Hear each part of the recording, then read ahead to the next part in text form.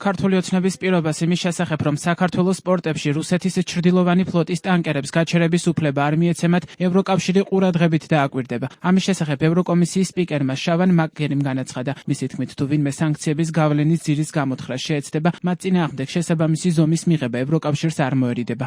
20th sanctions package, we had considered adding the Georgian port of Kalevi. Სანქციების მეოცე პაკეტის კონტექსტში ნამდვილად განვიხილავდით ქართული ყულების სპორტის სიაში დამატებას, რუსეთის ჩრდილოვანი ფლოტის სქემებთან ინტერაქციებისა და შეშფოთების გამო, რომ შესაძლოა ის რუსეთის ნავთობის რეექსპორტისთვის გამოიყენებოდეს, რაც რა თქმა უნდა ევროკავშირის სანქციებს არღვევს. ევროკავშირის სანქციების საკითხში წარმომადგენელმა დევიდ ოსალივანმა საქართველოს მთავრობისგან იგი დაპირებები მიიღო, რომ ჩვენთვის შემაშფოთებელი აქტივობები შეწყდება და საქართველოს საგარეო საქმეთა მინისტრმა ასევე პირობა დადო, რომ ჩრდილოვანი ფლოტის არც ერთ ტანკერს ამიერიდან საქართველოს პორტებში გაჩერების უფლება არ მიეცემა. დამატებითი დაპირებები მივიღეთ სოკარისგან, სახელმწიფოს მფლობელობაში მყოფი აზერბაიჯანული კომპანიისგან, რომელიც პორტით ოპერირებს. რა თქმა უნდა, გავაგრძელებთ ამ დაპირებების შესრულების ყურადღებით მონიტორინგს და არ მოგვერიდება ზომების მიღება ნებისმიერი აქტორის წინააღმდეგ, რომელსაც ჩვენი სანქციების გავლენისთვის აქტიური ძირის გამოთხრაში შევამჩნევთ.